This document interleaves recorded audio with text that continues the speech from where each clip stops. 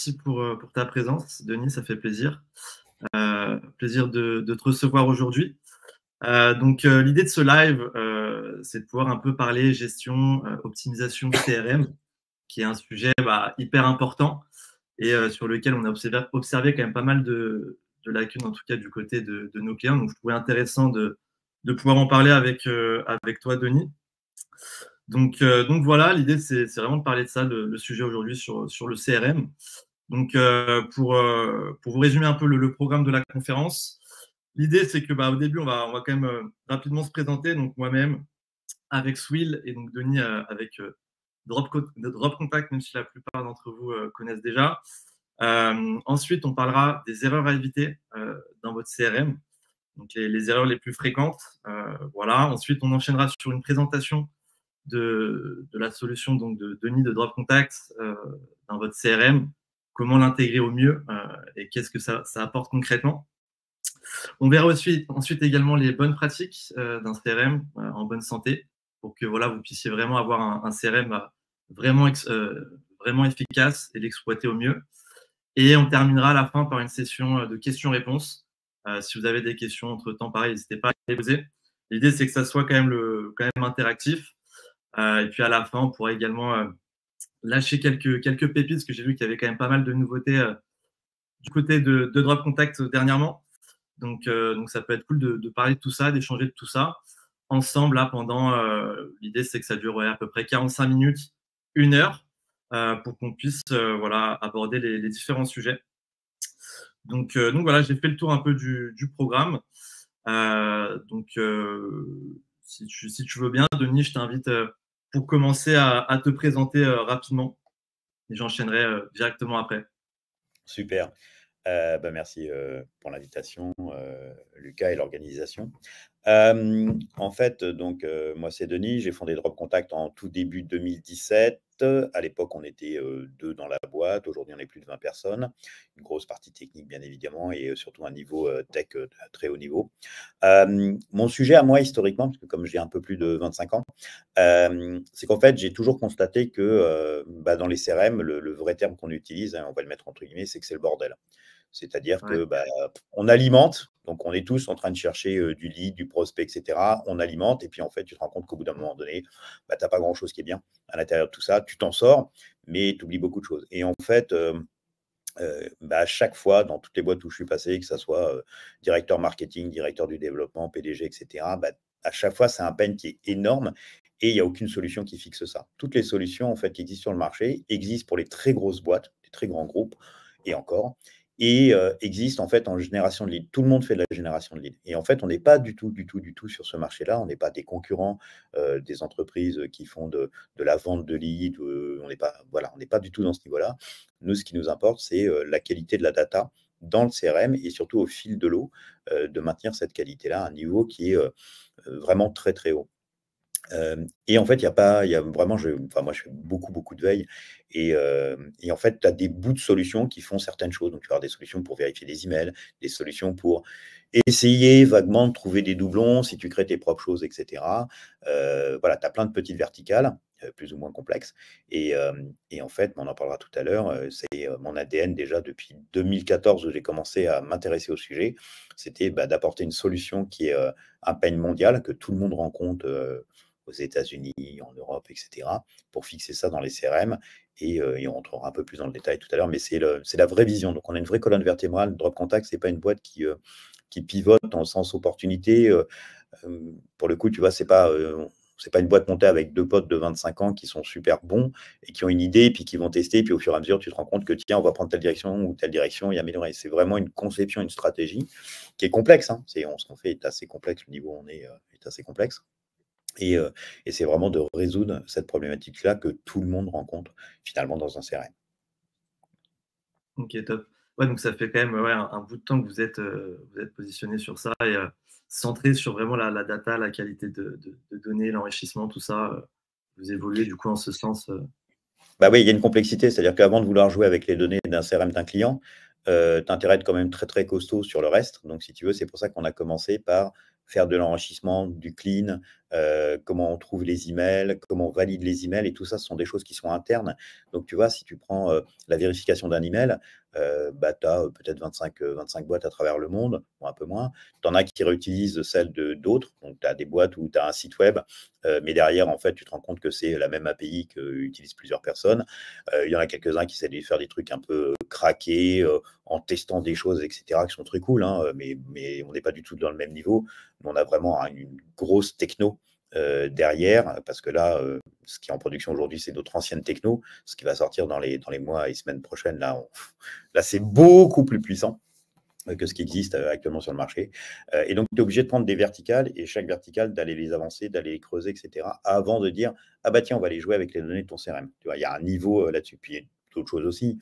Ça a l'air très basique, hein, mais souvent on l'oublie, c'est la sécurité. Tu vois, moi, je vois des solutions sur le marché où tu as genre une personne dans la boîte, tu as des devs, ils sont très bons, hein, ils sont en Inde ou je ne sais où, mais tu n'as pas des niveaux de sécurité qui sont mis en place. Et donc, ça, c'est hyper important aussi de pouvoir avoir quelque chose de très solide et de très technique. Voilà, donc c'est vraiment des étapes. Donc, c'est pour ça que tu n'arrives pas en disant, bah tiens, je vais faire une solution. En un an, je fais une sorte de side project où je fais un truc un peu cool. Et ce que tu peux faire, et ce qui aujourd'hui d'ailleurs permet de le faire, toute la partie no-code, toute la partie IA, donc c'est très facile. Enfin, très facile. C'est facile de monter quelque chose, des projets. C'est plus compliqué de faire une marque et de satisfaire des clients et de faire vos produits. Mais il y en a plein qui arrivent, hein, et donc ça, c'est cool. Mais tu as une dynamique aujourd'hui sur le marché qui est très intéressante parce que du coup, ça stimule, hein, comme d'habitude, ça stimule. Mais voilà. Ok. Ok, top. De toute façon, on reviendra sur ces différents sujets juste après. Et du coup, bah, moi, de mon côté, pour me présenter rapidement, pour ceux qui ne nous connaissent pas, donc moi, je suis Lucas Passurek, donc j'ai cofondé Swill, du coup, avec mon associé Antoine. Et donc, nous, ce qu'on fait, tout simplement, on accompagne en fait des boîtes donc, dans la prestation de services, dans leur stratégie d'acquisition client, stratégie de growth marketing. Donc voilà, aujourd'hui, on a accompagné à peu près plus de 150 clients B2B sur cette partie-là. Et donc, nous, en fait, l'idée pour simplifier la chose, c'est de revoir et mettre en place des process d'acquisition client pour générer 3 fois plus en 3 fois moins de temps. Donc, pour ça, on passe par des outils d'automatisation, on passe par des outils de growth, par l'IA également. Et on fait principalement de la stratégie de prospection, de création de contenu pour générer vraiment un flux régulier de prospects chaque semaine. Donc, pour ça, on va passer par du LinkedIn, de l'email, également du call. Et on passe par les meilleurs outils du marché pour vraiment aller améliorer, optimiser ses performances commerciales. Donc, c'est la raison pour laquelle également aujourd'hui, on va parler de Drop Contact qui est un outil qu'on utilise également. Donc voilà à peu près sur ce qu'on fait. Et on intervient vraiment sur tout le funnel de conversion.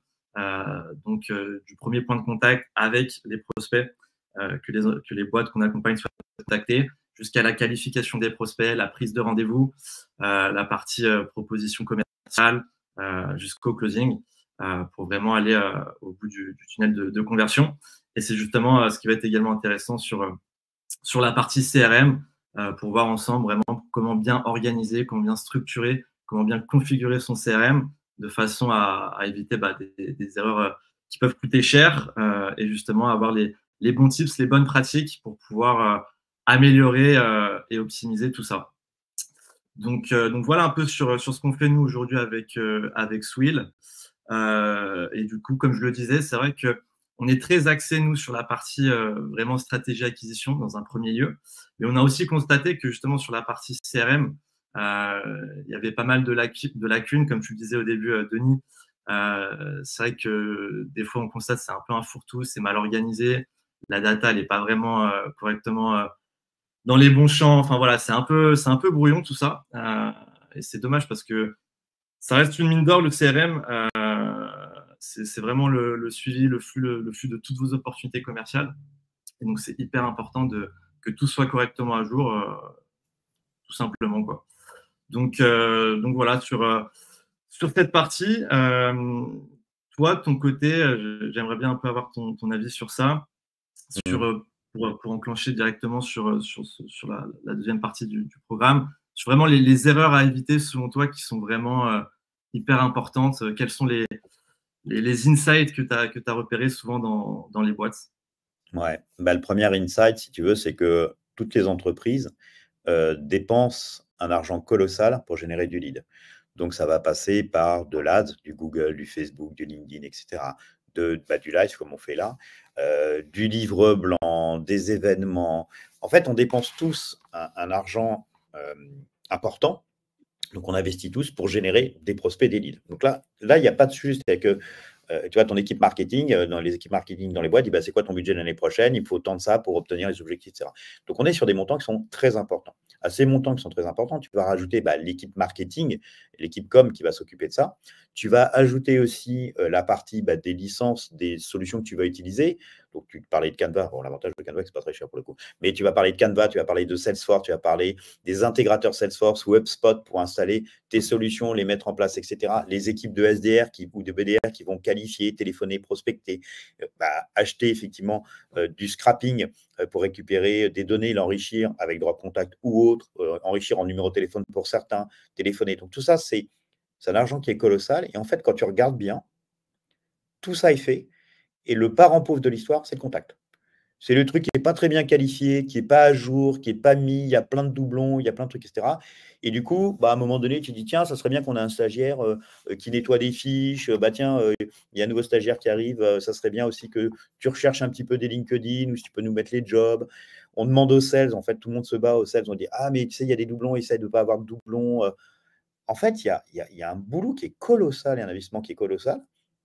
Pour le truc le plus important, c'est d'avoir un prospect, un contact. Et en fait, tu te rends compte que il rentre dans ton funnel au départ. Donc, il peut rentrer dans ton funnel de nurturing en marketing, tu vois, où tu vas pouvoir faire des livres blancs, des téléchargements, etc., pour éduquer, entre guillemets, la personne avec des scores. Et à un moment donné, tu le fais basculer à l'équipe sales. Et puis, tu vas arriver, pour certains, arriver au stade où tu dis, bon, là, tiens, il rentre dans le funnel commercial. Et tu avances, et puis oui, là, le client, ça se passe bien, je lui ai fait une démo, c'est cool. Là, je lui ai envoyé la propale, ça avance bien, c'est cool, etc. Ah bah merde, il n'a pas signé chez nous. Et si tu regardes aujourd'hui, là, toutes les personnes qui sont présentes, tu regardes ton CRM, tu as un CRM de 10 000, 100 000, 500 000, 1 million de contacts, regarde réellement sur quoi tu travailles et regarde tout ce que tu n'as pas utilisé, tout ce que tu n'as pas utilisé correctement. Et en fait, même tu vois, pour les gens qui font du cold call ou du cold email, il y a un sujet que souvent on oublie qui est le momentum. C'est-à-dire que par exemple, quand tu fais du cold call, parce que j'avais fait un article, un post LinkedIn sur le cold call en disant que nous, alors je ne parlais pas pour tout le monde, je parlais pour nous spécialement et qu'on n'était pas prêt d'en faire, c'est de ne pas faire de cold call. Quand tu fais du cold call, ce qui se passe, c'est quoi? Tu vas téléphoner à des entreprises. Déjà, il faut que tu trouves les personnes, le numéro de téléphone, la cible, que tu arrives à les joindre, que quand tu arrives à les joindre, tu es quelqu'un qui prenne rendez-vous pour ton sales, etc. Et en fait, tu te rends compte que la plupart du temps, tu appelles quelqu'un qui n'a pas forcément un problème, ou en tout cas, il n'est pas forcément conscient de son problème. Il n'est pas forcément conscient que tu peux être la solution à son problème. Donc, en fait, tu vas dire, tu sais, tu as un problème que tu n'avais pas identifié. Ah oui, c'est vrai, j'ai ce problème-là. Que ça serait bien que tu le résolves et nous, on est là pour le résoudre. Et en plus, ça serait bien que tu le fasses maintenant. Sauf que ce n'est pas son momentum parce que il a d'autres projets sur lesquels il travaille. Donc, c'est un gros investissement au départ. C'est un temps pour arriver jusqu'à un close qui est long parce que ce n'est pas forcément le bon moment, comme on disait. Et la différence, quand tu le fais sur l'approche que nous, on fait, qui est plutôt de l'inbound, qui est le fait que quelqu'un va identifier qu'il a un problème dans son entreprise et en regardant sur les différents canaux, puisque maintenant, on est quand même en 2023, et donc soit c'est du bouche à oreille, soit c'est de la réputation, soit c'est du SEO pour faire simple et de la pub, eh bien les gens vont dire, ah tiens, telle société, alors je vais prendre un exemple, on va dire, ah Drop Contact, a priori c'est la solution qui va résoudre mon problème, et donc ils vont, et donc c'est eux qui vont rentrer, donc on est sur des momentum qui sont plus clairs, il faut qu'on démontre. Donc ça, c'est des approches qui sont importantes. Mais tout ça génère en fait un élément important de choses dans ton CRM. Et si tu regardes, tu vas dire, mais en fait, il y en a beaucoup que j'exploite pas du tout. Et il y en a beaucoup qui ne sont pas consolidés. Un grand classique, c'est que tu as un commercial, par exemple, qui est avec un prospect, qui a fait la démo, qui a envoyé la propale, etc. Et tout d'un coup, tu peux avoir le prospect qui va aller télécharger un livre blanc et qui ne va pas mettre la même adresse email. Il va mettre éventuellement son adresse email perso. Il va mettre éventuellement une autre adresse email pro. Moi, je dois en avoir 5 différentes, tu vois. Et du coup, ça fait un nouveau lead dans ton CRM. Donc, quand tu es dans Salesforce, il apparaît en lead. Donc, tu as un contact qui apparaît en lead et tu as un contact qui apparaît comme étant un contact au sens Salesforce. Idem pour HubSpot dessus.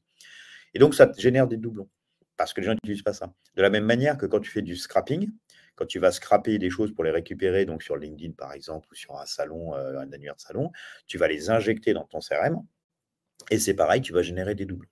Donc, tu as une approche qui est un peu historique, qui est de dire on sépare le marketing, on sépare les sales. Donc, tout ce qui est pas encore avec un certain score, on ne le donne pas aux sales, on ne le met pas dans le CRM, on les met de côté.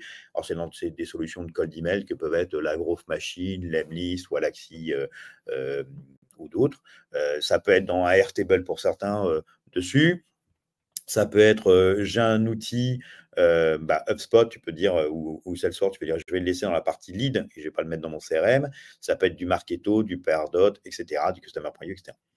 En fait, ce qui se passe, et puis dans des fichiers, ce qui se passe, c'est que tu n'as pas consolidé ton information. Donc, en fait, à partir de moment donné où où tu mets des bouts d'informations à différents endroits, tu as une déperdition d'informations. Donc, Ouais. moi, mon reco, et que tout soit consolidé dans un seul endroit. Donc, tu as deux démarches. Soit tu as tout consolidé dans ton CRM, qui est la reco la plus classique, soit tu as des boîtes qui ont des énormes bases de données sous Snowflake, etc. Donc là, on est dans un autre level en fait, de gens beaucoup plus tech dans ta boîte qui vont gérer ça. Mais c'est d'avoir toutes tes informations à un seul endroit, quel que soit son niveau d'avancée. D'accord? Ok. Et que Super cette intéressant. data-là, elle soit le plus à jour possible. Et en fait, elle ne l'est pas aujourd'hui. C'est-à-dire que, tu vois, quand par exemple les gens font du scrapping, ou même quand tu as fait un formulaire pour s'inscrire sur quelque chose, tu vois, tu mets prénom, nom, tu as 25% des cas où les gens eux-mêmes n'ont pas mis leur nom dans la case nom, mais l'ont mis dans le prénom et prénom nom. En fait, même ça va derrière te changer beaucoup de choses.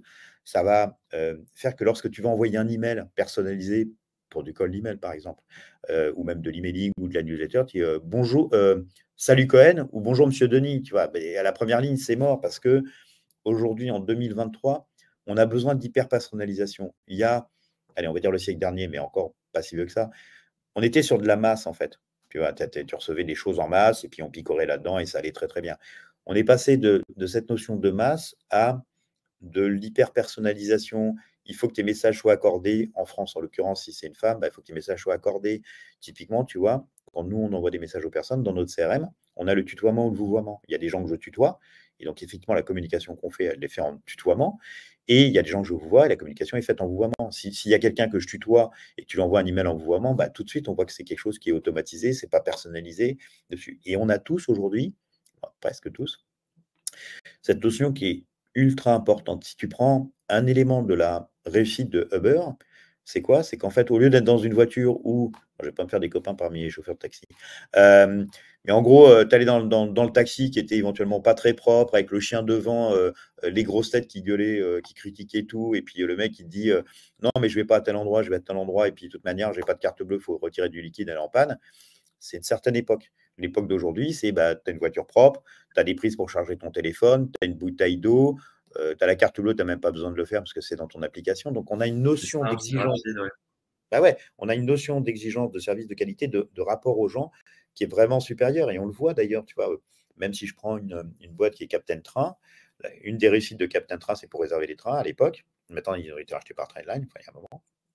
C'est qu'effectivement, ils ont un super service de client comparativement à la SNCF de l'époque et encore un petit peu de maintenant, même si ça s'est amélioré. On a besoin de cette fluidité, de ce service, on est en demande. Et donc, quand nous, en tant que boîte qui va chercher les prospects ou des clients, on a besoin aussi que le niveau de ce qu'on fait soit d'un haut niveau, qui est de la personnalisation, qu'on soit adapté, etc. Je vais prendre un élément pour illustrer aussi le propos et aller plus loin. Cold Email, j'en ai fait en 2014. En 2014, il n'y a pas D'accord. grand monde qui était.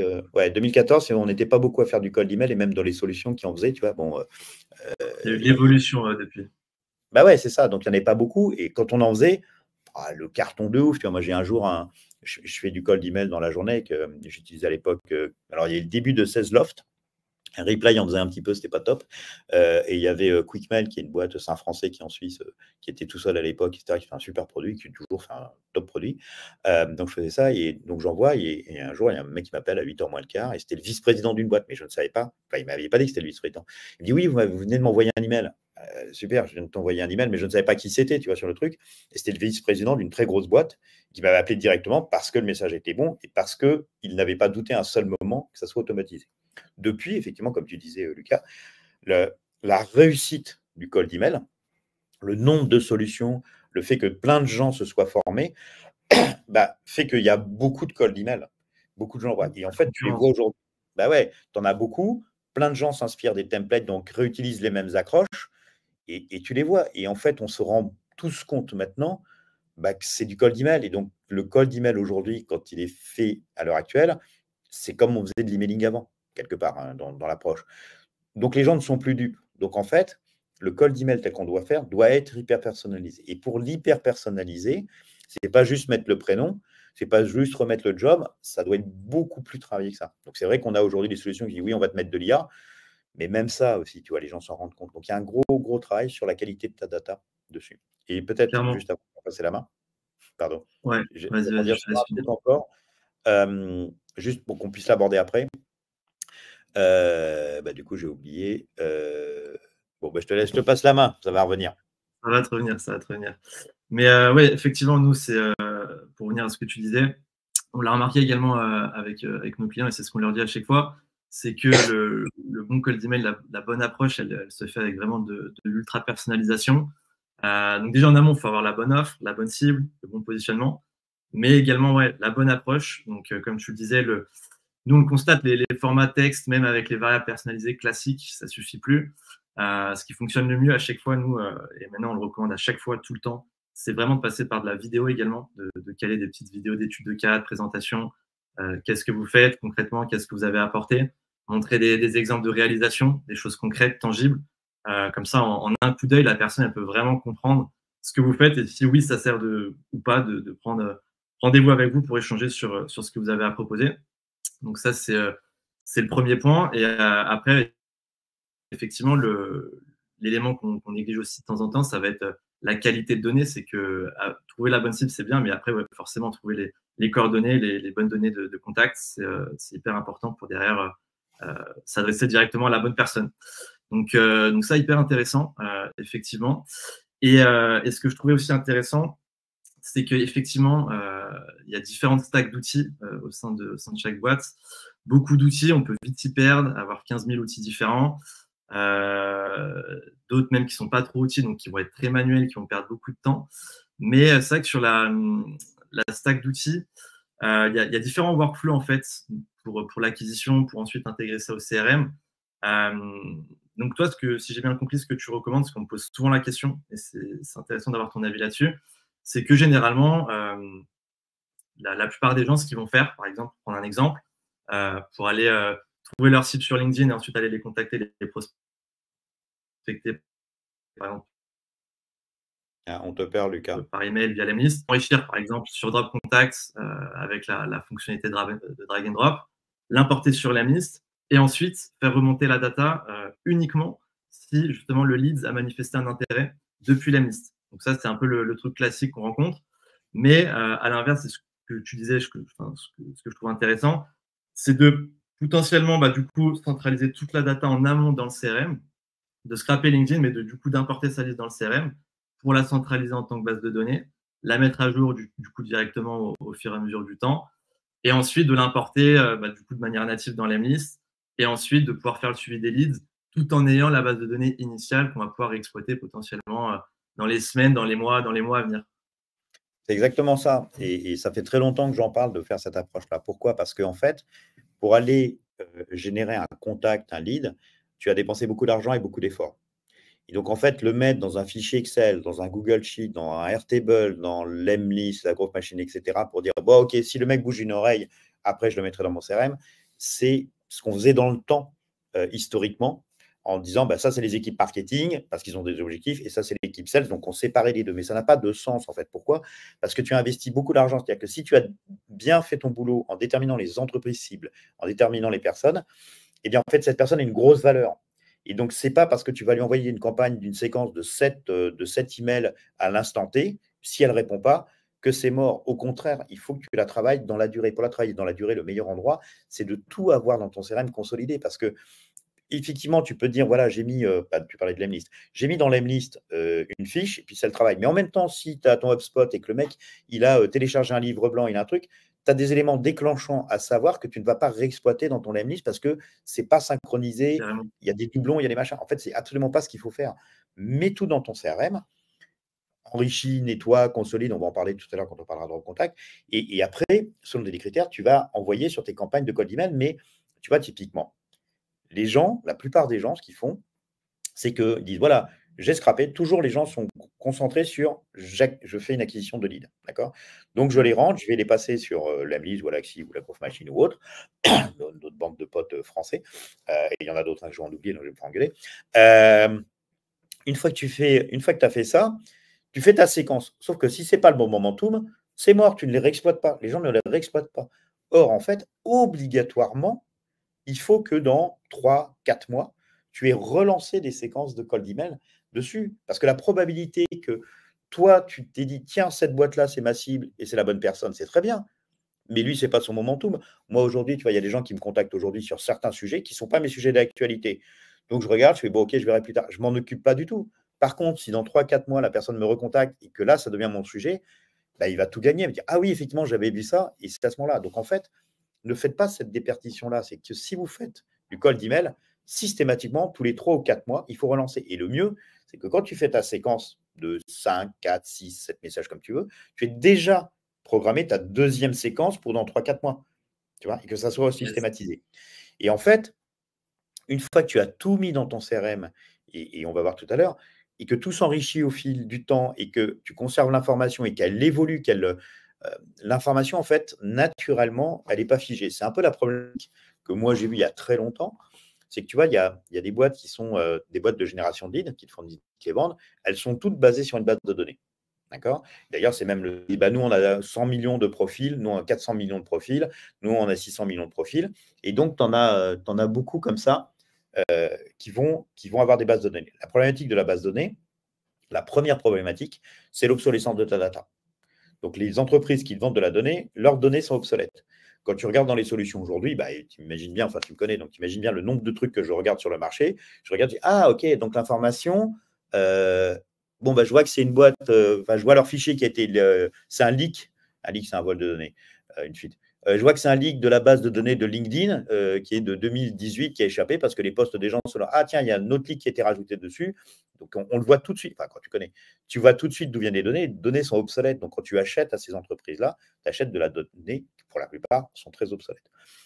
Et je te parle d'un deuxième sujet quand même, c'est qu'effectivement, faire des bases de données, même si c'est B2B, pour les revendre, c'est absolument pas RGPD compliant. Ce n'est pas autorisé du tout. Et en plus, tu as d'autres particularités que je vais rajouter. C'est qu'en fait, quand tu as, même nous-mêmes en tant que nous-mêmes tous là, dans nos CRM, quand on a une donnée de quelqu'un, si on n'a pas eu de contact de la personne nous disant bah, ça m'intéresse pas, etc., au bout de 3 ans, tu dois supprimer la data. C'est l'obligation RGPD de supprimer la data. Ce qui veut dire que les boîtes qui ont des bases de données de 400 millions, comme elles revendent des données qu'en fait, elles ne sont jamais en contact avec les personnes, leurs 400 millions de profils, ils doivent les mettre à la poubelle au bout de 3 ans, ce qui n'est pas le cas. Hein. Donc, pour la plupart. Enfin, je crois que personne ne le fait dessus. Donc, en fait, ça veut dire que si tu veux être en conformité en Europe avec la RGPD, tu ne peux pas constituer de base de données, tu ne peux pas la conserver, tu ne peux pas la renew, etc. Mais ça, c'est un autre sujet. Et donc, si je reviens sur le CRM, quand tu as tes données dans ton CRM, elles deviennent obsolètes. Elles deviennent obsolètes parce qu'un certain nombre d'entreprises, malheureusement, ben, passent en plan de sauvegarde, passent en redressement judiciaire, passent en liquidation, donc elles disparaissent. Tu as un certain nombre d'entreprises qui sont rachetées, donc il y a un certain nombre de choses qui changent. Tu as un certain nombre de personnes qui changent d'entreprise. Tu vois, le changement d'entreprise, si tu regardes aujourd'hui les chiffres en 2023 selon les secteurs d'activité, mais globalement, en un an, tu as à peu près 25 à 33% des gens qui ne sont plus dans l'entreprise. Donc toi, dans ton CRM, tu as Pierre de Bouygues, que tu as nurturé, tu as mis de l'argent pour pouvoir le scraper, l'enrichir, envoyer des cold email, etc. Tu as eu un SDR qui l'a appelé, qui est qualifié, ton sales, il a fait une propale, ça a bien avancé, etc. Que ce soit signé ou pas, peu importe. Et le type part. Et donc, en fait, tu n'as plus ce contact. L'avantage, c'est que si tu sais qu'il est passé chez SFR et que tu peux continuer à faire ça, ben, en fait, c'est hyper intéressant. Moi, tu vois, j'ai changé de vie et de boîte. Ben, j'ai un réseau. On fait tous notre réseau. Quand tu montes une boîte, tu fais un réseau. Quand tu arrives quelque part, tu es commercial, tu vas rappeler des personnes que tu connais. Pourquoi? Parce qu'en fait, on a créé la relation. Donc, si Pierre de Bouygues, je lui ai déjà expliqué ce qu'on faisait, qu'il connaît, etc., quand il va changer de boîte, ben, a priori, normalement, c'est à peu près le même secteur d'activité. Donc là, il faut tous qu'on ait bien ça en tête. À peu près le même secteur d'activité. En général, plus de responsabilités. Et en général, quand tu arrives dans une boîte, bah, tu apportes aussi un peu de nouveauté. Donc en fait, c'est des chevaux de Troie incroyables pour rentrer dans d'autres boîtes. Et la problématique, moi, je vois très souvent, je l'avais fait une illustration, une boîte où j'étais avant qui était Get+, c'est qu'en gros, tu prends vraiment un seau d'eau percé. C'est-à-dire que tout le monde est focus sur le fait, j'alimente des leads, je mets du budget, je vais réclamer du budget. Et tous les gens qui font du growth ou du marketing, ils vont être focus sur l'acquise. Bon, éventuellement le Renio et compagnie, hein, tout le Pirate Metrics. Mais tout le monde va vouloir alimenter. Mais tu as des pleins de trous où tout l'argent dans ton seau, ou tout l'argent, l'eau en l'occurrence, que tu as mis, tu ne l'exploites pas du tout. Elle part à fuite. Et là, tu as un retour sur investissement qui n'a absolument rien à voir.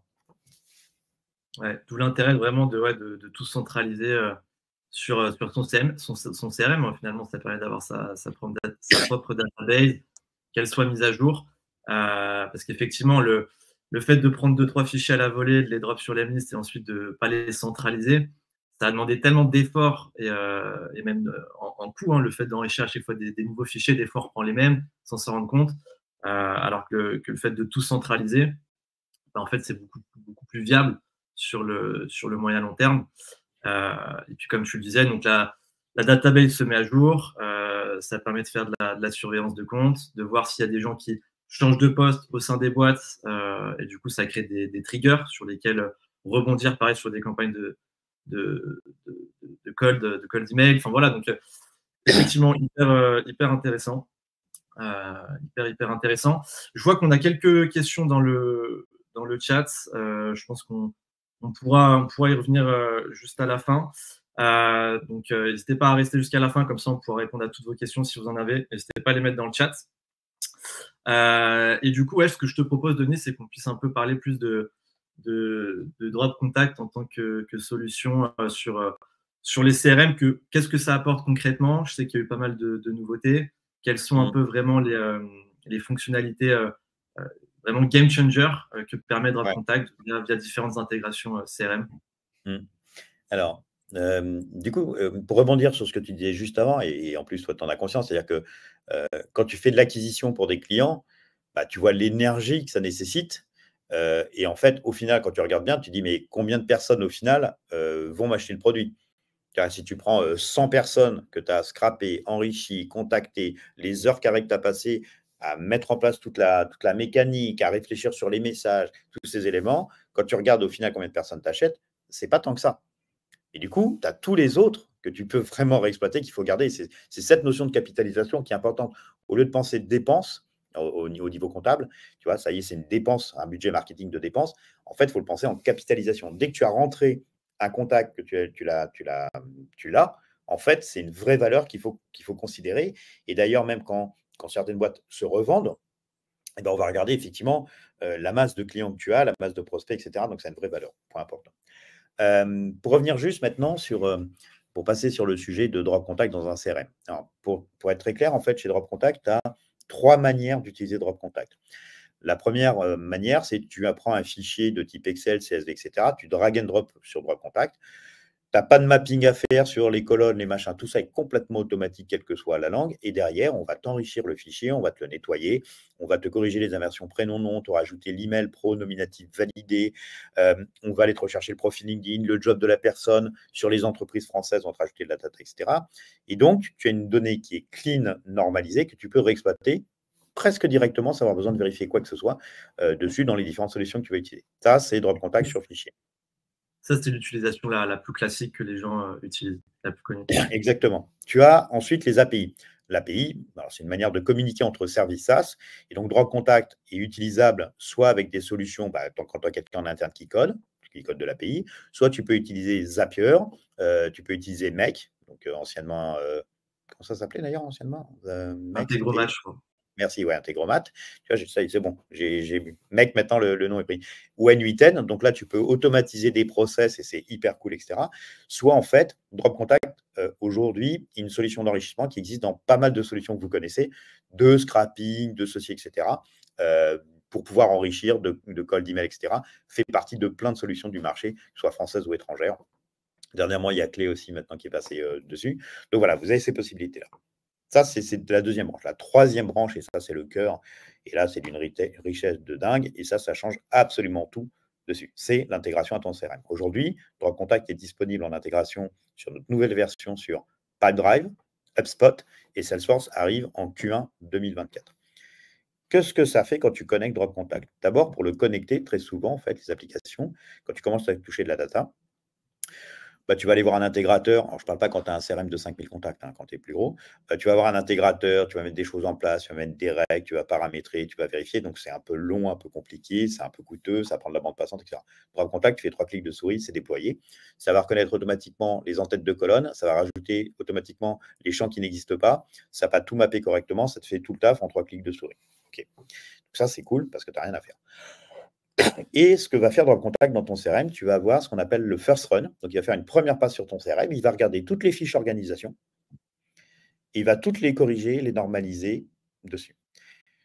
Particularité, c'est qu'aujourd'hui, c'est la semaine prochaine que c'est mis en prod, on a, on va appeler ça un peu techniquement, mais peu importe, on a notre base de données qui est à J+1 de tout ce qui se passe. C'est-à-dire qu'aujourd'hui, sur les entreprises françaises, on a le même niveau d'information que société.com, Infographie, etc.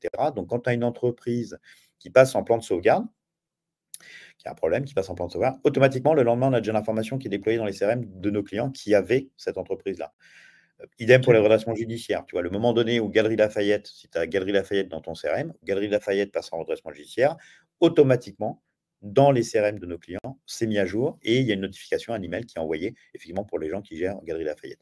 Donc, en fait, tu as un suivi qui est fait par rapport à ça, qui va même plus loin, puisqu'on a le dernier chiffre d'affaires publié, le dernier résultat publié et le dernier, la taille salariale publiée. Et donc, ça a J+1. Donc, c'est au fil de l'eau en temps continu. C'est la première étape. Deuxième étape, alors là, je parlais pour la France, pour les données d'entreprise, mais pour tout le reste, ajouter le site web, le profil LinkedIn, l'URL LinkedIn de l'entreprise, enfin, beaucoup d'informations sont faites partout, quelle que soit l'entreprise à travers le monde. Sur les données d'entreprise, chiffres, évolution, etc., 2024, de ce qu'on a construit aujourd'hui, on va avoir les données sur l'ensemble des entreprises américaines et sur l'ensemble des entreprises européennes. Donc, l'intégralité de la donnée des entreprises, on va dire occidentales pour faire simple, mais US et EU 2024 sont mis à jour en continu systématiquement. On a fait un gros travail. C'est pour ça que les gens nous entendent un tout petit peu moins. Vous avez l'impression, ah tiens, on voit un petit peu moins de drop contact. Non. On a fait un truc, ça arrive, mais Très, très vous fort. imaginez même pas en fait le niveau. Ouais, non, mais le niveau d'excellence qui arrive là, c'est un truc de ouf. Ensuite, ce que fait Drop Contact, c'est qu'automatiquement, il va détecter les doublons d'entreprise et il va les fusionner automatiquement. Donc, en fait, dans les entreprises, tu peux mettre des règles. Tu peux, sur HubSpot, sur Salesforce, etc., tu vas aller ajouter des cas de figure où tu vas mettre des règles avec 2-3 solutions qui existent sur le marché, mais tu vas faire tes propres règles en disant si c'est ça, ça fait ceci, ça fait cela. Là, la différence, c'est que c'est complètement automatisé. Non seulement c'est automatisé, mais ça va régler aussi ce qu'on appelle les conflits d'informations. C'est-à-dire que quand tu fusionnes deux entreprises, tu peux avoir des informations qui ne sont pas les mêmes. Et donc, quand tu le fais à la main, tu es là, je prends quelle information, laquelle je valide, etc. Entre ce qu'on appelle le master et le slave. Alors, même si les termes aujourd'hui ne sont pas les bons, on peut plus utiliser, on peut plus. Il vaut mieux moins utiliser ces termes, mais bon, bref. Mais du coup, ça, c'est complètement automatisé par algorithmie mathématique. Sur les personnes maintenant. Sur les personnes, en fait, ce que Drop Contact va faire, c'est qu'il va aussi, lorsqu'il va faire son first run, il va aller normaliser, corriger, enrichir, tout mettre à jour dans ton CRM sur les contacts. Donc, c'est des inversions prénom-nom. Il va te mettre si c'est un homme ou une femme. Il va te mettre le profil LinkedIn. Il va te mettre le job nettoyé. Il va te mettre aussi le niveau hiérarchique de la personne en fonction de son job. À savoir est-ce qu'il est directeur, responsable, est-ce que c'est un consultant extérieur, est-ce que c'est un stagiaire, etc. Il va te mettre le département où la personne travaille. Est-ce que c'est la finance, est-ce que c'est l'informatique, est-ce que c'est les RH, etc. Tout ça est complètement automatisé. Il va t'ajouter le profil LinkedIn, je te disais. Il va t'ajouter l'adresse, enfin, il va valider les adresses email que tu aurais mis dans ton CRM. Il va te rajouter les adresses email nominatifs pro validées.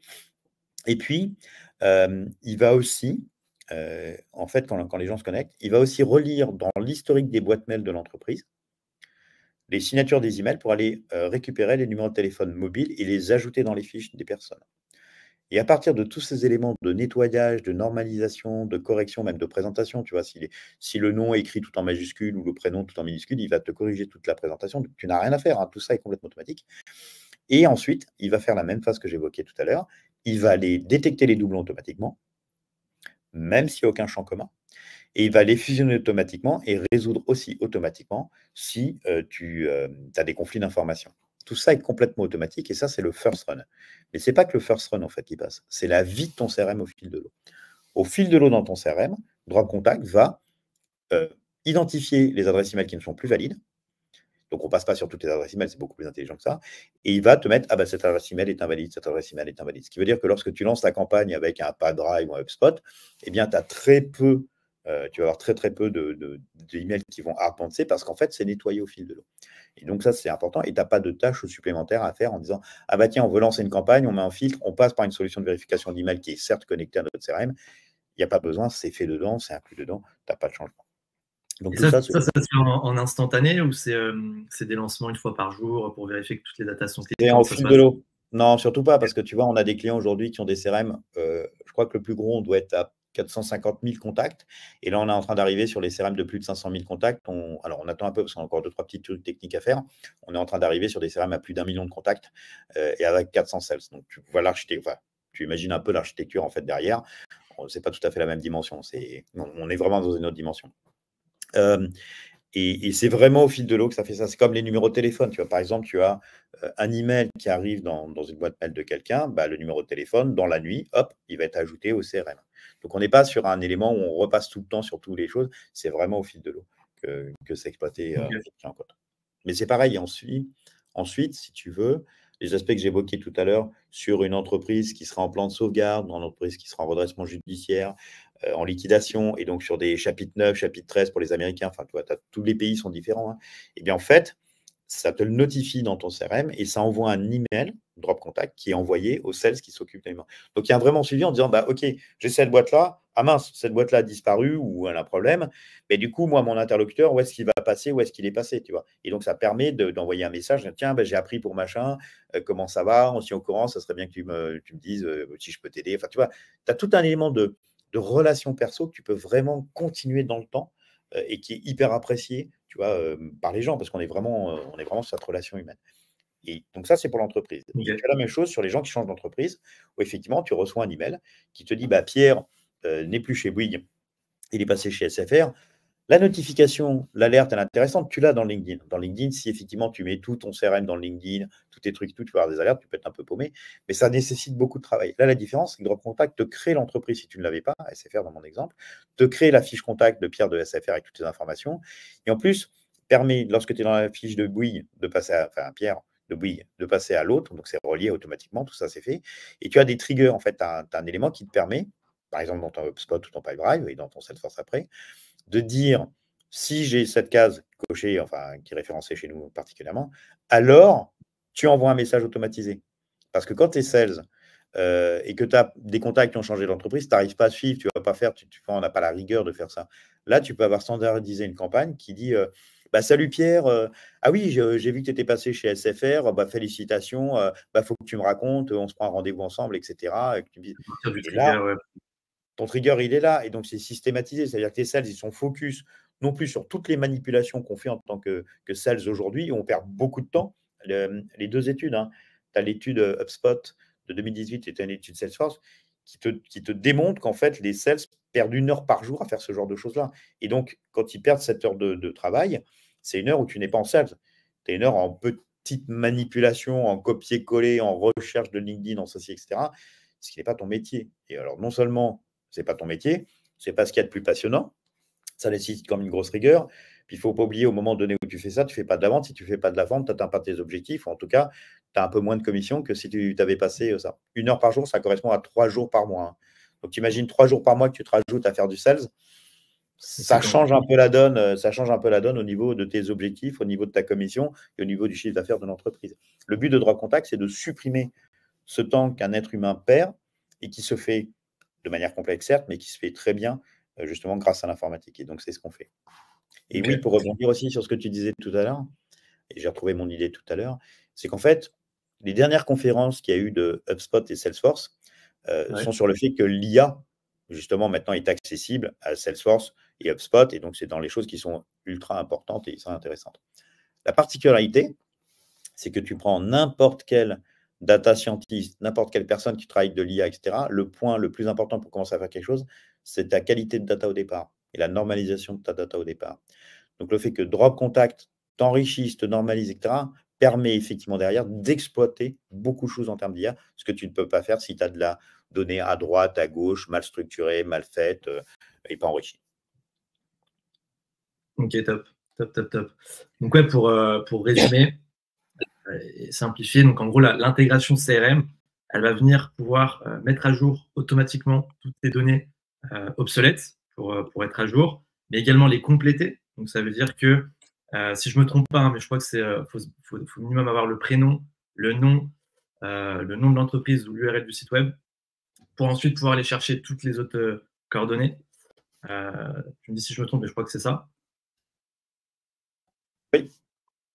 Directement du coup au sein du CRM, de détecter les doublons, fusionner les prospects, et ensuite également le point intéressant de pouvoir avoir des notifs sur les triggers importants pour pouvoir derrière recontacter les bonnes personnes au bon moment. Ouais, c'est exactement ça. Et ce que ça fait aussi, c'est que du coup, même quand tu injectes un nouveau contact ou des contacts dans ton CRM, par exemple, tu importes un fichier, tu as fait un salon et tu importes un fichier, tu as un formulaire, tous ces éléments, ça le fait en continu. Donc, en fait, dès que tu vas rentrer quelque chose dans ton CRM, bah, Drop Contact va voir cette nouvelle fiche ou ces nouvelles fiches, va les traiter, va les mettre à jour, va voir s'il n'y a pas de doublons, les fusionner, etc. Et donc, tu as vraiment tous tes éléments qui se font, tout est fait au fil de l'eau. Là, en fait, tu vois, moi, je me rappelle très bien encore quand j'étais chez Meilleure Gestion, enfin Nibilis, qui est numéro 2 de l'externalisation de la paye en France, en tout cas à l'époque, ou GetPlus, on passait un temps de dingue sur les fichiers, tu vois, au niveau marketing, au niveau sales, pour préparer les fichiers, pour les amener, etc. Mais là, tu n'as pas besoin. Si tu utilises, je ne sais pas, par exemple, Surf, les pods de Surf, tu passes, tu cliques dans Surf, ça va te pousser dans ton HubSpot, ton panneau de Salesforce, tout est fait automatiquement. Bon, ça utilise aussi Drop Contact, entre autres, directement dedans, mais tout va être fait dans ton CRM. Et donc, tu vois, tiens, nous, on a souvent le cas des gens qui ont Aircall. D'accord? Ils ont Aircall dans leur CRM, et des fois, fonction des appels, ça va générer beaucoup de doublons, selon les paramètres, des machins, etc. Et du coup, ils ont pas mal de doublons. En fait, tout ça, Drop Contact te le gère. Tout ça, il te le fixe, et du coup, il consolide les informations systématiquement. C'est une fois que tu as connecté Drop Contact à ton CRM, tu n'es plus focus que sur le vrai sujet du marketing et le vrai sujet du sales.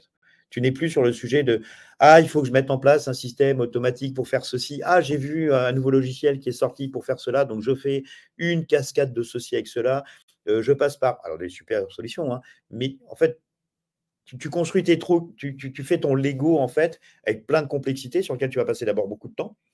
Déjà à le réfléchir, à le comprendre, etc. Tu vas passer beaucoup de temps à maintenir à jour les choses, et tu as un niveau de solution qui n'est pas tout à fait le même que ce que nous, on fait, qu'on apporte de plus en plus puissant. Il faut voir vraiment l'équipe aujourd'hui technologique sur Ouais. Contact. C'est un niveau qui est très haut, hein.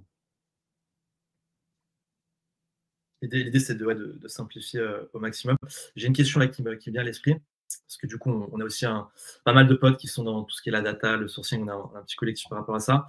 Par rapport au numéro de téléphone, du coup, je sais qu'il existe aussi d'autres solutions par rapport au numéro. Quel est ton avis sur ça, par rapport avec Drop Contact, les autres solutions qui existent? Est-ce que c'est mieux de privilégier quand même Drop Contact ou pas? Enfin, dans quel cas? Ouais, nous, on ne va jamais te fournir le numéro de téléphone mobile des personnes, sauf s'il est arrivé dans ta boîte, dans les boîtes mail de l'entreprise. Pourquoi? Parce que d'abord, à ce moment-là, tu es absolument certain que c'est le bon numéro de téléphone, parce qu'il est dans la signature de l'email. Et deux, Ouais. tu es surtout certain qu'il soit RGPD compliant, parce que c'est la personne qui t'a envoyé l'email. Petite astuce que j'avais lancée il y a 3 ans ou 4 ans, je ne sais plus, qui était d'envoyer des emails pendant les périodes d'absence, en particulier le 15 août. Fais un shoot d'email le 15 août. Tu reçois plein de messages d'absence dans lequel, pour certains, tu as le numéro de téléphone, et tu enrichis ton CRM automatiquement avec Drop Contact. Enfin, ça fait le boulot tout seul, hein. Et ça met à jour. Et en plus, les gens disent oui, mais vous avez mon numéro de téléphone, bah, vous m'avez envoyé un email dessus, c'est lui qui l'a envoyé. Et légalement, tu es parfait. Tu as d'autres solutions qui existent effectivement que tu connais, hein, qui permettent effectivement d'apporter le numéro de téléphone mobile dessus. Très bien, ce n'est pas notre business. J'ai rien à dire, chacun a son niveau d'entreprise. Tu as quand même une particularité, c'est d'où viennent ces données-là. Quelle est Ouais. la source? Donc, ils vont te dire non, mais on est RGPD, non, mais en fait, les numéros de téléphone, on a des partenariats, c'est ça. Ben, je suis désolé.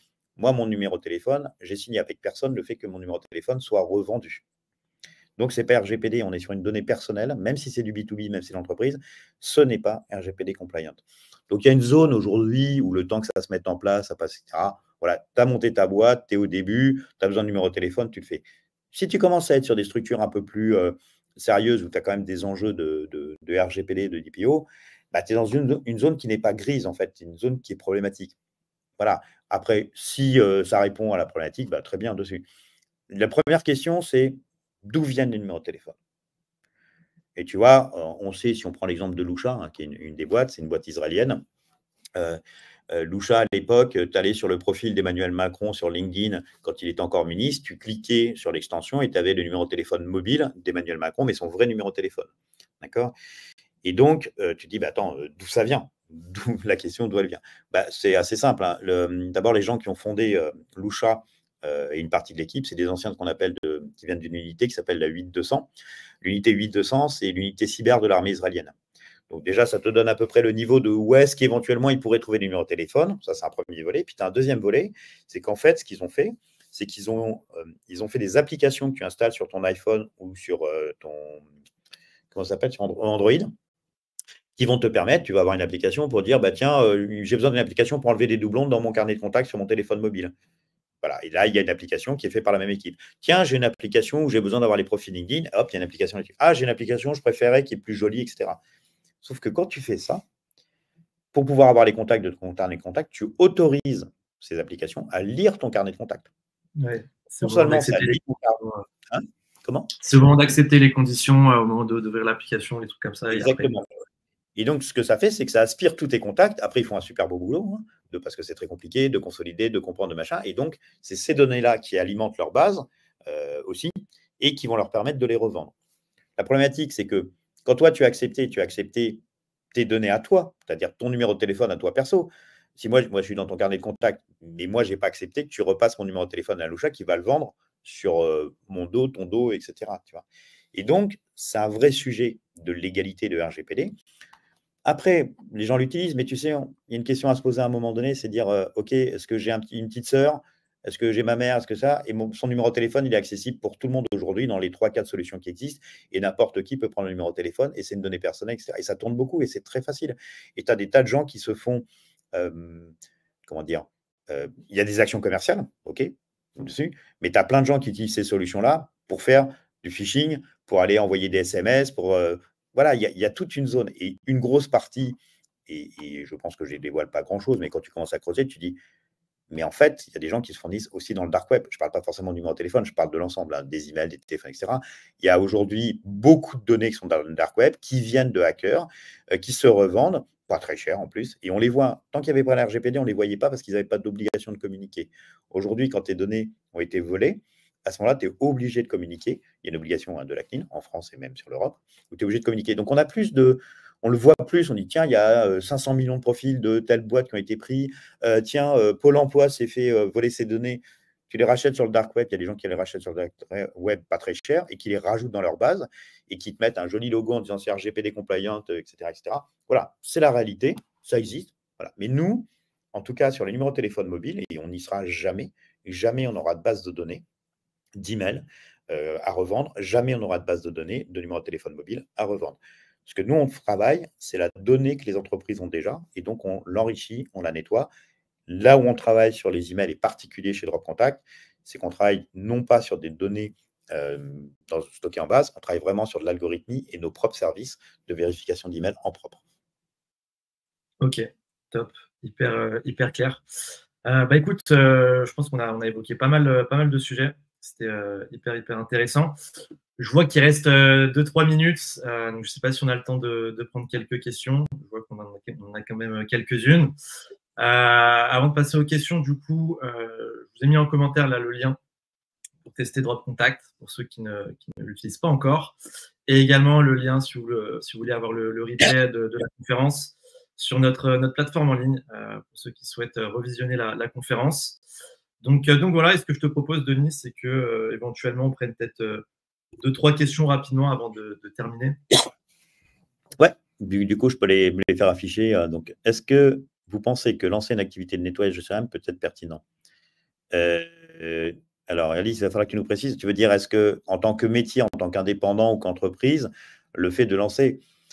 Je te dirais que le mieux, c'est de revendre Drop Contact aux entreprises. C'est-à-dire que nous, on a un programme de partenariat avec, entre autres, les intégrateurs, que ce soit HubSpot, Salesforce et Pipedrive, où effectivement, ces gens-là proposent la solution Drop Contact à intégrer, sur lequel il y a des commissions dessus.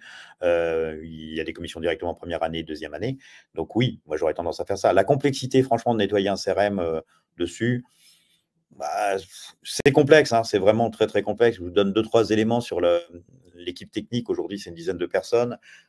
Notre Head of Engineer, qui a plus d'1 an et demi dans la boîte, c'est l'ancien architecte solution de Rakuten Europe et d'Aodog, c'est d'un très, très haut niveau. Notre DevOps, c'est l'ancien lead DevOps de Thales. Donc, on est quand même sur des choses qui, technologiquement, sont quand même complexes. Et l'équipe qui est derrière sont aussi des très, très bons. Il y a beaucoup de complexité dessus. Donc, moi, j'aurais tendance à dire que oui, c'est une bonne idée, mais comme il y a une solution qui existe, la commercialiser va te permettre de faire rentrer de l'argent plus facilement. Il y a l'action commerciale à faire et tu peux appuyer. Donc, tu peux nous contacter, Alice, sur mon profil LinkedIn. Hein, n'hésitez pas à envoyer des messages, de me suivre si vous souhaitez. Mais il y a du boulot. Comme tu dis, il y a beaucoup de boulot parce que c'est pas le nettoyage du CRM, c'est pas que la France. Pour le coup, c'est vraiment un problème mondial que tout le monde a. Comme on l'a évoqué, ça répond à un vrai besoin. Mm. Alors, je vais en reprendre une autre. Alors, et on va. Merci Benjamin. Ma question, possible d'enrichir un fichier contenant tous nos contacts dont pour trouver un nouvel email de ce contact et un fichier sur Drop Contact. Ok, donc là on est sur le fichier. Effectivement, si tu as un fichier avec des adresses email, tu peux le passer sur Drop Contact. On va valider ou invalider les adresses email et on va te trouver une grosse partie des changements d'entreprise. Donc, par exemple, si tu passes Denis Cohen chez GetPlus ou chez Atwitude, tu vois, qui étaient mes anciens trucs, et bien automatiquement, ça va dire que je ne suis plus chez GetPlus, ça va dire que je suis chez Drop Contact, que je suis le CEO, tu vas avoir mon profil LinkedIn, tu vas avoir mon adresse email, etc. Et donc, ça, c'est dans la version, effectivement, directement de Drop Contact, les fichiers que tu peux passer. C'est pas en continu, mais ça fait vraiment bien le taf dessus. Quand Drop Contact est intégré dans le CRM comme Pipedrive, il faut avoir un Drop Contact, c'est compris dans le pricing du CRM. Non, on n'a pas été racheté par Pipedrive. Donc, effectivement, tu vas prendre ton abonnement, tu vas avoir ton abonnement Pipedrive et tu vas prendre un abonnement Drop Contact CRM chez nous. Pour ça, vous pouvez vous inscrire. On a nos sales qui vont pouvoir vous contacter, voir avec vous. Ce qu'on fait, nous, dans nos démarches commerciales pour les CRM, c'est que vous êtes vraiment accompagné et on fait une phase de test. Vous allez avoir une phase de test qui va vous permettre de voir vraiment ce que ça fait dans votre CRM dessus directement avant de vous décider à prendre contact ou pas. Ce que je n'ai pas dit tout à l'heure, c'est qu'en fait, on est en train de sortir, c'est encore dans les cartons, hein, c'est un peu du scoop, on est en train de sortir notre nouvelle version d'enrichissement d'email. Celle qui est en production aujourd'hui, on ne l'a pas touchée quasiment depuis 2 ans et demi. Donc, c'est un vieux, pour nous, en interne, moi, j'appelle ça un vieux coucou, mais ce qu'on fait là, il n'y a personne qui a vu en externe ce que ça donne, mais c'est, vous imaginez même pas le niveau par rapport aux gens qui sont sur le marché que j'adore par ailleurs, parce que c'est une bonne émulation, mais même là, ça va très, très loin. Et pour les CRM, c'est pareil, c'est que là, on a toutes les données dont je parlais tout à l'heure sur la taille salariale, etc., etc. Ça, c'est la nouvelle génération qui arrive. Et ça va mettre dans les semaines et les mois à venir, ça va être mis en prod dessus et vous allez pouvoir vous régaler. Et après, ça ne change rien. C'est-à-dire que même si quelqu'un s'est abonné aujourd'hui ou des clients qui a 3 ans, tout ça va se mettre au fil de l'eau automatiquement à jour, toutes les données automatiquement. Simon, si la taille critique de ma société ne justifie pas l'utilisation d'un HubSpot ou Pipedrive, puisque j'utilise comme un outil de CRM partenaire. Non, alors tu ne peux pas le faire. C'est la même chose. Hein? C'est pas tout à fait la même chose en plus. Ouais. Oui, c'est pas CRM. du tout la même chose. Ouais, je suis d'accord.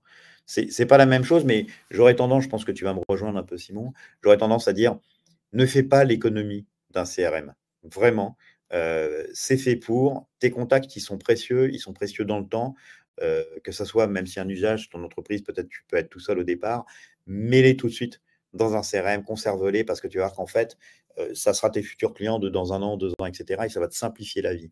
Tu peux utiliser un Pipedrive. Aujourd'hui, un Pipedrive, franchement, le prix est je ne sais pas, je crois que ça doit commencer à 12 € par mois. Tu peux utiliser Folk, selon ta cible, qui est aussi enrichi par Drop Contact. Tu peux utiliser HubSpot. Mais moi, ma recommandation, ça serait prends un CRM simple à utiliser, pas cher, Prends pas un Salesforce, par exemple, parce que là, ça serait une usine à gaz. Même HubSpot, c'est peut-être un petit peu trop dimensionné si tu veux passer trop de temps. Mais un Folk ou un Pipedrive, c'est très bien pour faire le job. Et dans Pipedrive, tu peux connecter effectivement Drop Contact. On utilise principalement Pipedrive et c'est vrai que c'est simple, rapide, efficace. En tout cas, pour commencer, je recommande. Bah, nous, c'est ce qu'on utilise depuis le début. Donc, on utilise Pipedrive depuis le début, tu vois. Tout est dedans. Bon, on a évidemment, tout est connecté avec Drop Contact. Et je te donne l'exemple, hein, même quelqu'un, lorsque par exemple, quelqu'un chez nous s'inscrit, la personne va s'inscrire sur Drop Contact juste en mettant son adresse email pro professionnelle, parce que nous, on ne prend que les adresses email pro professionnelles, pas les jetables, Ouais. pas les persos, etc. Bah, derrière, en fait, ce qui arrive dans notre Pipedrive, en fait, c'est tout enrichi. C'est-à-dire que j'ai le profil LinkedIn, j'ai le job, j'ai le prénom, j'ai le nom, j'ai si c'est un homme ou une femme, je sais même quel CRM il utilise. Enfin, tout ça, et l'entreprise, j'ai le chiffre d'affaires, j'ai tout. Tout s'est fait automatiquement, j'ai rien fait. Tout est complètement automatisé. Donc, en fait, ça change vraiment la donne dessus. Juste à partir de l'adresse email ou quand même avec le nom et le prénom? Juste l'adresse email pro. Ok. Donc, directement. Alors, ton avis par rapport à ce que fait Nomination en partie manuelle et donc plutôt périodique là. Alors, bah, je ne sais pas comment dire. On les connaît, Nomination, voilà. Je ne dévoile rien, mais dessus. Nomination, un truc qui est très sympa, je trouve, c'est tout ce qui est hiérarchisation en fait des profils dessus, de qui sont les décisionnaires, etc. Donc sur ça, ils sont vraiment bien. C'est plutôt de la cible quand même C-level, globalement. Donc quand tu es sur du C-level, c'est bien. Ma petite particularité, c'est que je pense en 2023, les C-level, c'est bien, mais en fait, il vaut mieux rentrer parfois dans beaucoup de cas de figure sur d'autres personnes avant de les joindre parce qu'ils sont complètement saturés. Donc, c'est une bonne approche, mais je pense que l'approche aussi, en allant récupérer des profils sur LinkedIn ou autre dessus, permet parfois d'aller plus vite et d'avoir des gens en interne. Tu vois, moi, je vois, j'ai rarement le directeur marketing qui m'appelle pour savoir comment va fonctionner Drop Contact dans son CRM si c'est une boîte de plus de 4 personnes, tu vois. Donc, en fait, quand c'est une boîte plus volumineuse sur ces cibles-là, bah, c'est effectivement des gens qui vont soit s'occuper du CRM, soit des RevOps, soit même des sales, qui vont dire ah, j'ai vu Drop Contact pour nous. Et en fait, c'est la clé d'entrée qui va nous amener à C-Level. Donc, là, c'est vraiment l'approche, cette approche-là. Nomination avant, il y avait un avantage, c'est qu'avant, on pouvait joindre les personnes. Donc, en fait, ce qu'ils faisaient, c'est qu'ils faisaient en continu, alors je pense qu'ils le font encore, mais ils faisaient en continu des campagnes de qualification par téléphone. Bah, sauf que maintenant, le coût salarial est très cher, que tu n'as plus des secrétaires et les assistantes, les standardistes dans beaucoup de cas de figure. Donc, ça devient quand même très cher et très compliqué. Les gens changent beaucoup. Donc, pour maintenir la base à jour, c'est beaucoup plus coûteux qu'avant. Et voilà, donc nomination est une bonne solution. Je crois que c'est l'engagement annuel. Ça, c'est peut-être un point particulier pour certaines boîtes dessus. Alors, Drop Contact. Alors, Drop Contact, j'ai quelqu'un chez moi dans l'équipe qui va faire des bons au marketing. Drop Contact, c'est en un seul mot et c'est un C minuscule, c'est un seul mot. Voilà, bref, c'est un petit clin d'œil. Et Folk sont connectés, oui, quand tu es sur Folk. Alors, tu n'as pas l'intégration native, mais quand tu es sur le Folk, tu as l'extension. Sur l'extension pour scraper LinkedIn ou autre, quand tu cliques, tu vas enrichir avec Drop Contact. C'est Drop Contact qui est derrière. Peut-on dire que vous êtes en live data cleaner entre ça et les mouvements de cible? Ouais, je pense on peut dire ça. C'est très proche, c'est du temps réel, c'est pas instantané, mais c'est vraiment du temps réel dessus. Enfin, tu vois, sur les entreprises, c'est à J+1. Quand tu insères une fiche, tu as quelques secondes. Sur l'ancienne architecture, il y a quelques secondes. Sur la nouvelle, c'est presque instantané. Et encore, on est en train de mettre des choses en place qui vont être encore plus rapides dessus. Hop. Ah, je vous attendais pour ces histoires aussi. Je vous attendais, ouais, ok. Ah, je vous attendais pour ces histoires pour les mails, merci. Ouais, ça, c'est ce qui arrive là, vraiment. C'est révolutionnaire. À ton avis, par rapport à ce que ça, c'est bon. Ça, c'est bon. Bah, je crois que j'ai à peu près Philippe tout de la fait. Roquette. Il y a quoi? Philippe de la Roquette School, que je salue parce Il qu'on est intervient où? de temps en temps Ouais, chez yes. Bah oui, oui, Rocket. Historiquement, ça fait très longtemps, moi, que je les connais au tout début avec Cyril. Ils n'avaient qu'un seul endroit à Paris où j'intervenais. Il y avait d'autres endroits, mais oui, oui, bah, Rocket School, c'est un. Là, ils sont bien développés. Ouais. Ouais, bah, les trois, il y a Rocket School, tu as Kimbo dessus et Iconoclast, qui sont les trois qui ont des verticales un peu différentes, mais effectivement, ces nouvelles écoles-là sont très intéressantes pour apprendre effectivement sur de l'acquise. Je crois que j'ai à peu près répondu à tout. Je ne sais pas si toi, tu en as vu d'autres éventuellement. Non, je pense Ah, que globalement, on a encore fait une le là. tour. Pardon. Il y a Julien. La correction d'inversion prénom non fonctionne pour toute nationalité. J'ai souvent le problème en région indienne Asie. En plateforme sur les codes du pays. Oui, ça c'est un truc aussi qui fait partie de notre nouvelle amélioration. C'est vraiment la prise en compte de ce qu'on appelle l'ISO, c'est-à-dire le pays, de manière plus fine. Et ça s'améliore aussi et ça va s'améliorer encore plus en fin d'année. Top. Mais je suis d'accord, sur l'Asie, c'est plus compliqué. Voilà, en tout cas, merci Lucas. Je ne sais pas s'il y avait d'autres questions, peut-être une ou deux dernières questions. Peut-on avoir une idée des tarifs? Alors en fait, c'est à partir du moment donné où on va échanger avec vous au niveau sales par rapport à votre problématique, la taille de votre CRM. La taille du CRM est importante dans le sens où c'est des licences utilisateurs. Donc, si tu as 10 licences utilisateurs payantes HubSpot ou si tu as un certain volume, ces éléments-là comptent dessus. Il y a très peu d'options. En fait, c'est full. Il y a tous les éléments parce qu'en fait, ça n'a pas de sens de dire tiens, je veux juste faire l'enregistrement d'email ou tiens, je veux juste. En fait, ce qui fait la force et ce qui maintient un CRM à jour, c'est le fait que ça soit en continu sur tous les éléments et c'est ça la grosse complexité de départ. Mais ça, effectivement, il faut voir avec nos équipes sales. Vous pouvez les contacter directement sur le site pour avoir des démos et pouvoir tester. Parce qu'effectivement, ça va plus loin que ça et c'est ce qu'on a justement évoqué aujourd'hui. Donc voilà pour ce petit live. J'espère que ça vous a plu. Merci à tous d'avoir été là. Comme je vous ai dit, on vous retransmettra le replay. Merci à toi, Denis, c'était cool. C'était vraiment cool. Pas mal de tips. Et puis, au plaisir d'échanger une prochaine fois sur des sujets similaires. Ouais. Merci à toi, Lucas, pour l'organisation. C'était sympa de pouvoir partager un petit peu des éléments comme ceci, puis de pouvoir répondre aux premières questions. Si vous voulez, moi, je vous recommande effectivement de suivre mon profil LinkedIn ou de me mettre en connexion parce qu'en fait, c'est là où on partage pas mal de choses, de nouveautés, d'informations, même de bonnes pratiques sur des configurations, etc. Vous pouvez aussi vous inscrire directement sur Drop Contact, déjà pour avoir un ordre d'idée. Vous avez un compte gratuit qui vous permet de passer une centaine de lignes d'enrichissement, etc. Donc, c'est toujours pratique de se rendre compte un petit peu des éléments. Et effectivement, si vous êtes sur des CRM HubSpot ou PassDrive aujourd'hui, vous pourrez directement demander à notre équipe sales d'avoir des démos et de rentrer en contact avec elle. Merci Carrément. beaucoup. Bonne Merci journée. à tous.